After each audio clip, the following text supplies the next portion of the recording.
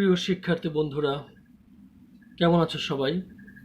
আশা করি মহান আল্লাহ তাআলার অশেষ রহমতে সবাই সুস্থ ও নিরাপদ আছো। আমাদের জন্য তোমরা দোয়া করবে যাতে আমরাও সুস্থ থাকতে পারি এবং তোমাদের সামনে তোমাদের ক্লাসগুলো যথাসময়ে উপযুক্তভাবে উপস্থাপন করতে পারি। তার জন্য তোমরা আমাদের জন্য দোয়া করবে। আজ আমরা বাংলাদেশ ও বিশ্ব পরিচয় নবম শ্রেণী অধ্যায় 11 এর তৃতীয় লেকচারে আছি, লেকচার নাম্বার 3।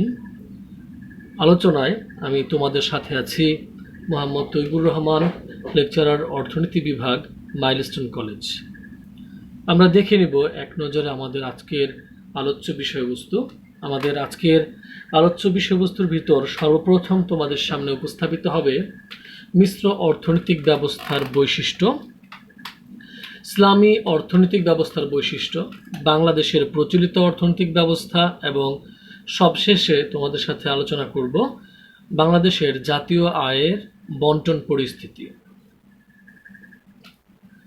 প্রথমেই দেখে নেওয়া যাক মিশ্র অর্থনৈতিক ব্যবস্থা বলতে কি বোঝায়।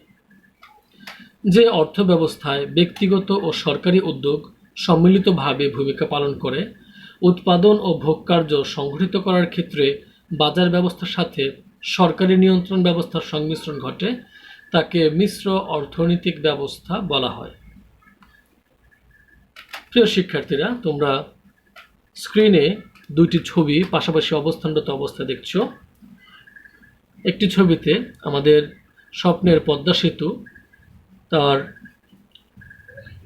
ছবি দেখানো হচ্ছে এবং পাশের ছবিতে বাংলাদেশের বহুল পরিচিত একটি ব্র্যান্ড বাটা বাংলাদেশের ছবি দেখানো হচ্ছে। আমরা যদি একটু খেয়াল করে দেখি,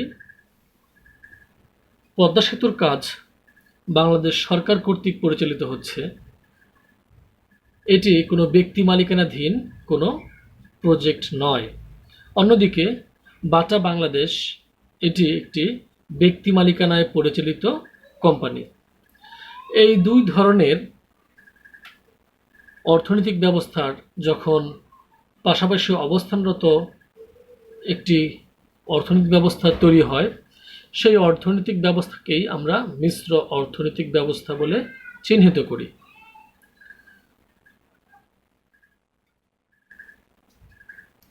এখন আমরা দেখব মিশ্র অর্থনৈতিক ব্যবস্থার বৈশিষ্ট্যসমূহ। মিশ্র অর্থনৈতিক ব্যবস্থার বৈশিষ্ট্য আলোচনার শুরুতেই তোমাদের সামনে যে পয়েন্ট উপস্থাপন করব তা হচ্ছে সরকারি ও বেসরকারি খাতের সহ অবস্থান। মিশ্র অর্থনীতিতে ব্যক্তি মালিকানা ও ব্যক্তি উদ্যোগের পাশাপাশি কিছু কিছু খাতে বা সম্পূর্ণ বা আংশিকভাবে সরকারি মালিকানা, উদ্যোগ ও নিয়ন্ত্রণ কার্যকর থাকে। জনসাধারণের জন্য অত্যাবশ্যকীয় দ্রব্য ও সেবা যেমন যোগাযোগ ব্যবস্থা, চিকিৎসা ব্যবস্থা, শিক্ষা প্রভৃতি প্রধানত সরকারের নিয়ন্ত্রণে পরিচালিত হয়। আমরা দেখি আমাদের সারা বাংলাদেশে সরকারি বিশ্ববিদ্যালয়, সরকারি কলেজ, সরকারি হাসপাতাল রয়েছে, পাশাপাশি বেসরকারি বিশ্ববিদ্যালয়, বেসরকারি শিক্ষা প্রতিষ্ঠান এবং হাসপাতালও পরিচালিত হচ্ছে। এছাড়াও মৌলিক ও বৃহদায়তন শিল্প, জনগুরুত্বপূর্ণ প্রতিষ্ঠান, বড় ব্যাংক ও আর্থিক প্রতিষ্ঠান, প্রধানত আমদানি ও রপ্তানি দ্রব্য, জীবন রক্ষাকারী ঔষধ, শিশুখাদ্য এসবও সাধারণত সরকারি নিয়ন্ত্রণাধীনেই থেকে থাকে। আবার মানুষের নিত্য প্রয়োজনীয় ভোগ্যপণ্য যেমন কৃষিপণ্য, কাপড় ও তৈরি পোশাক, প্রক্রিয়াজাতকৃত খাদ্যদ্রব্য, হোটেল রেস্তোরাঁ, ব্যক্তিগত যানবাহন ইত্যাদি প্রধানত ব্যক্তিগত উদ্যোগে উৎপাদিত এবং বাজারে সরবরাহ করা হয়ে থাকে।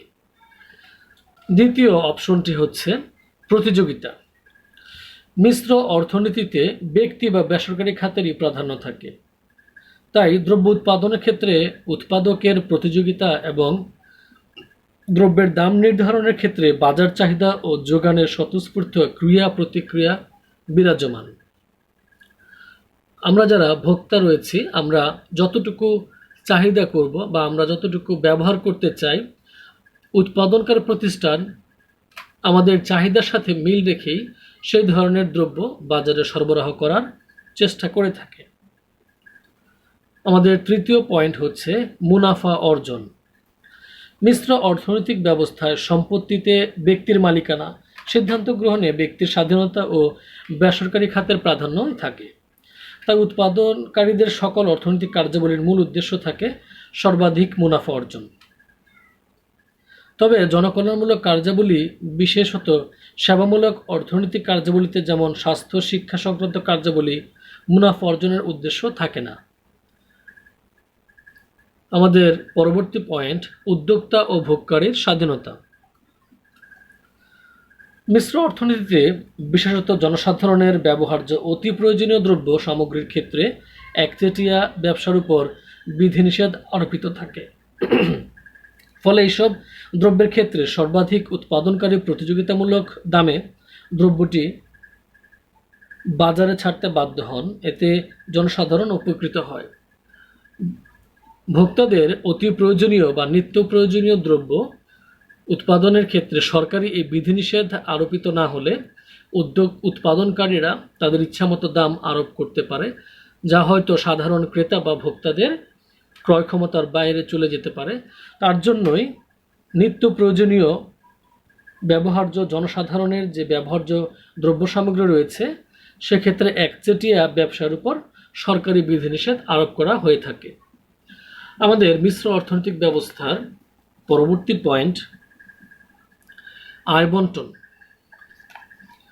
মিশ্র অর্থনীতির উল্লেখিত বৈশিষ্ট্যর দ্বারা বন্টন প্রভাবিত হয়ে থাকে। ব্যক্তি মালিকানার পাশাপাশি অর্থনৈতিক কর্মকাণ্ডের একটি বড় অংশ, যেমন বড় বড় কলকারখানা, ভারী শিল্প প্রতিষ্ঠান, অত্যাবশ্যকীয় পণ্যের উৎপাদন ও বিপণন এবং আমদানি রপ্তানি সরকার দ্বারা নিয়ন্ত্রিত হয়ে থাকে।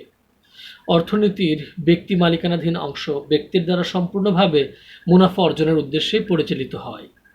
এই খাতে বেশিরভাগ ক্ষেত্রে ধনতান্ত্রিক অর্থনৈতিক ব্যবস্থার মতোই শ্রমিককে প্রাপ্য মজুরির চেয়ে কম মজুরি দেওয়া হয়। উদ্বৃত্ত মজুরি ব্যক্তির মুনাফার অন্তর্ভুক্ত হয়ে থাকে। ফলে উৎপাদিত সম্পদের সুষ্ঠু বন্টন হয় না। উৎপাদনের বিভিন্ন উপাদানের আয় বৈষম্য দেখা যায়। এতে সমাজের সকল জনগণের সর্বাধিক কল্যাণ নিশ্চিত করা যায় না।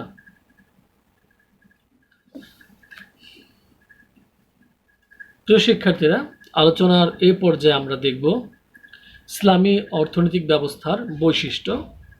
তো তার পূর্বেই আমরা দেখে নিব ইসলামিক অর্থনৈতিক ব্যবস্থা কি বা ইসলামিক অর্থনৈতিক ব্যবস্থা কাকে বলে। ইসলামিক শরীয়ত মোতাবেক যে অর্থনৈতিক ব্যবস্থা পরিচালিত ও নিয়ন্ত্রিত হয়ে থাকে তাকে ইসলামী অর্থনীতি বলে। এরূপ অর্থনীতিতে মানুষের প্রয়োজন অনুসারে উপার্জন, উৎপাদন, কর্মসংস্থান, মানবিক কল্যাণ সাধন এবং ন্যায় বিচারপূর্ণ সঠিক বন্টন প্রণালী নিশ্চিত হয়। এখানে হালাল ও হারামের পার্থক্যকরণ ও প্রয়োগ যথাযথভাবে অনুসরণ করা হয়। ইসলামী অর্থনৈতিক ব্যবস্থার বৈশিষ্ট্য। ইসলামী অর্থনৈতিক ব্যবস্থার বৈশিষ্ট্য আলোচনায় সর্বপ্রথম যে পয়েন্ট তোমাদের সামনে আলোচনা করব তা হচ্ছে সম্পদের মালিকানা। ইসলামে সম্পদের ব্যক্তিগত মালিকানা স্বীকৃত। ব্যক্তিগত মালিকানাধীন সম্পদ মানুষ তার ইচ্ছামতো ব্যবহার ও ভোগ করতে পারে। এই সম্পদ যে কোনো উত্তরাধিকারীর নিকট হস্তান্তর করা যায়। শরীয়ত ভিত্তিক অর্থনৈতিক কার্যাবলী। ইসলামী অর্থব্যবস্থায় অর্থনৈতিক ও অন্যান্য সকল কার্যাবলী শরীয়তের বিধান অনুসারে পরিচালিত হয়। ইসলাম ধর্মের 5টি মৌলিক স্তম্ভ পবিত্র কোরআনের নির্দেশাবলী এবং রাসূল সাল্লাল্লাহু আলাইহি ওয়াসাল্লামের হাদিসের বিধান অনুসারে অর্থনৈতিক কার্যাবলীর মৌলিক নীতিমালা নির্ধারণ করা হয়। উৎপাদন ব্যবস্থা ও উৎপাদনের উপাদানসমূহের পারিতোষিক। ইসলামিক অর্থব্যবস্থায় যে কোনো ব্যক্তি একক বা গোষ্ঠীবদ্ধভাবে শরীয়তসম্মত দ্রব্য সামগ্রী উৎপাদনের জন্য বিনিয়োগ করতে পারে। সে নিজেও প্রয়োজনীয় দ্রব্য সামগ্রী ক্রয় ও ভোগ করতে পারে। উৎপাদনের লক্ষ্য হল হালাল বা ধর্মসম্মত দ্রব্য ও সেবা উৎপাদন নিশ্চিত করা। সামাজিক কল্যাণমুখী শোষণহীন উৎপাদন প্রক্রিয়া অনুসরণ করা হয় ইসলামিক অর্থব্যবস্থায়। ইসলামী অর্থব্যবস্থায় বৃহদায়তন উৎপাদন কার্যক্রম পরিচালিত হয়ে থাকে, এ ব্যবস্থায় ব্যক্তি বা বেসরকারি উদ্যোগ নাই, এমন ক্ষেত্রে রাষ্ট্রীয় উদ্যোগে উৎপাদন কার্য গ্রহণ করা হয়। ইসলামী অর্থব্যবস্থায় ব্যক্তির নিকট নির্দিষ্ট সময়ব্যাপী নির্ধারিত পরিমাণের অর্থ বা সম্পদ থাকলে তার একটি নির্ধারিত অংশ দরিদ্র জনগণকে বন্টন করে দিতে হয়। এই বন্টন ব্যবস্থাকে ইসলামী শরিয়তের ভাষায় জাকাত ব্যবস্থা বলা হয়। সম্পদশালী ব্যক্তির জন্য জাকাত প্রদান বাধ্যতামূলক। ন্যূনতম যে পরিমাণ সম্পদ থাকলে জাকাত দিতে হয় তাকে ইসলামী পরিভাষায় নিসাব বলা হয়। যে কোনো অর্থব্যবস্থায় উৎপাদনের অন্যতম উপাদান পুঁজি বা মূলধন। মূলধনের জন্য সুদ প্রদান ব্যবস্থা আছে, কিন্তু ইসলামী অর্থব্যবস্থায় সুদ লেনদেন হারাম বা নিষিদ্ধ করা হয়েছে। এ ব্যবস্থায় সুদের বদলে পুঁজিপতি বা পুঁজি বিনিয়োগের আনুপাতিক হারে লাভ বা লোকসানের সে অংশ বহন করতে হবে। ইসলামিক ব্যাংক ব্যবস্থাও সুদমুক্ত আমানত রাখা ও ঋণ গ্রহণ করার ব্যবস্থা আছে। উৎপাদক ও ব্যবসায়ী এই ঋণ গ্রহণ করতে পারে এবং ব্যবসা থেকে প্রাপ্ত লাভ থেকে ঋণদানকারী ব্যক্তি সংশ্লিষ্ট প্রতিষ্ঠান অর্থাৎ ব্যাংকে লভ্যাংশ পরিশোধ করতে পারে। এই অর্থব্যবস্থায় শ্রমিকের ন্যায্য পাওনা যথাসময়ে পরিশোধ করার ব্যবস্থা রয়েছে। এর ফলে উৎপাদিত সম্পদের সুষ্ঠু বন্টন সম্ভব হয়। আমাদের সর্বশেষ পয়েন্ট, আয় বন্টন। ইসলামী অর্থব্যবস্থায় শোষণহীন উৎপাদন প্রক্রিয়া অনুসৃত বা অনুসরণ করা হয়। এখানে উৎপাদনের উপাদানসমূহের পারিতোষিক প্রদানে ন্যায় এবং সাম্যের নীতি অনুসরণ করা হয়। উৎপাদনের অবদানের ভিত্তিতে উপাদানসমূহের পাওনা পরিশোধ করা হয়ে থাকে।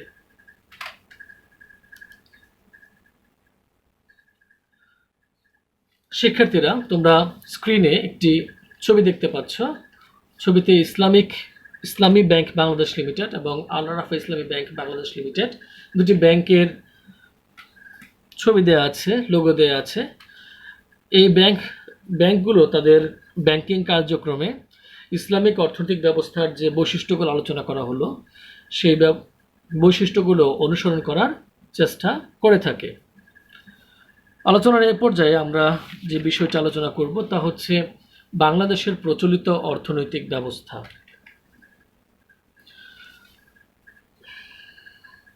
প্রাচীন বাংলায় মুসলিম ও ব্রিটিশ শাসন আমলে বাংলাদেশে প্রধানত সমাজতান্ত্রিক অর্থনৈতিক ব্যবস্থা প্রচলিত ছিল। পাকিস্তান আমলে জমিদারি প্রথা বিলুপ্ত হয়ে ধনতান্ত্রিক অর্থনৈতিক ব্যবস্থা চালু হয়। স্বাধীনতার পর প্রণীত সংবিধানের ভিত্তিতে দেশে সমাজতন্ত্র অভিমুখী অর্থনৈতিক ব্যবস্থা প্রতিষ্ঠার উদ্যোগ নেওয়া হলেও বর্তমানে দেশে মিশ্র অর্থনৈতিক ব্যবস্থা বিদ্যমান একথা বলা যায়। অর্থনীতির প্রায় সব খাত ক্রমশ বেসরকারি উদ্যোগের নিয়ন্ত্রণাধীনে চলে যাচ্ছে এবং বেসরকারি উদ্যোগ সম্প্রসারণের সাথে সাথে বাজার অর্থনীতি প্রতিষ্ঠা পাচ্ছে। যে কোনো উদ্যোক্তা বা উৎপাদনকারী যে কোনো দ্রব্য যে কোনো পরিমাণ উৎপাদন করতে পারে ও এই উৎপাদন কার্য সর্বাধিক মুনাফা অর্জনের উদ্দেশ্য দ্বারা পরিচালিত হয়। বিষয়টি যদি আমরা আরেকটু বোঝার চেষ্টা করি সেক্ষেত্রে আমরা একটি উদাহরণ দিতে পারি। আমরা এখন যোগাযোগ করার জন্য বা কমিউনিকেশনের জন্য মোবাইল ফোন ব্যবহার করি। আমাদের বেশ কয়েকটি মোবাইল ফোন অপারেটর কোম্পানি রয়েছে, তার ভিতরে বিটিসিএল বা যেটি সরকারি প্রতিষ্ঠান, এছাড়াও গ্রামীণ ফোন, রবি, এয়ারটেল, বাংলালিংক রয়েছে। এখানে দেখো এই কোম্পানিগুলো সরকারি এবং বেসরকারি প্রতিষ্ঠান পাশাপাশি অবস্থাতে থাকলেও সরকারি প্রতিষ্ঠানের তুলনায় বেসরকারি প্রতিষ্ঠানের গ্রহণযোগ্যতা আমাদের কাছে বেশি। আমরা টেলিটক সিম কম ব্যবহার করি বা প্রয়োজন ছাড়া আমরা কেউ টেলিটক সিম ব্যবহার করি না। অন্যান্য মোবাইল অপারেটর কোম্পানিগুলোই আমরা বেশি ব্যবহার করে থাকি। তার উপর ভিত্তি করে আমরা বলতে পারি যে বর্তমানে আমাদের অর্থব্যবস্থায় সরকারি উদ্যোগের চেয়ে বেসরকারি প্রতিষ্ঠানের উদ্যোগকে আমরা বেশি প্রাধান্য দিচ্ছি। আমাদের আজকের আলোচনার সর্বশেষ টপিকস বাংলাদেশের জাতীয় আয়ের বন্টন পরিস্থিতি।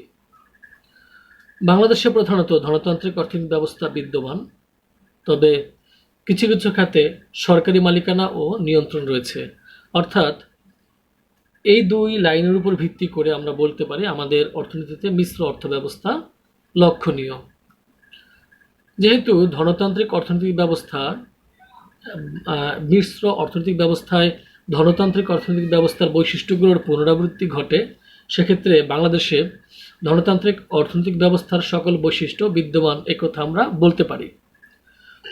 আয় বন্টনের ক্ষেত্রে ধনতান্ত্রিক অর্থনৈতিক ব্যবস্থার মতো বাংলাদেশেও শ্রমিকদের মজুরির নিম্ন হার এবং উদ্যোক্তাদের মুনাফার উচ্চ হার লক্ষণীয়।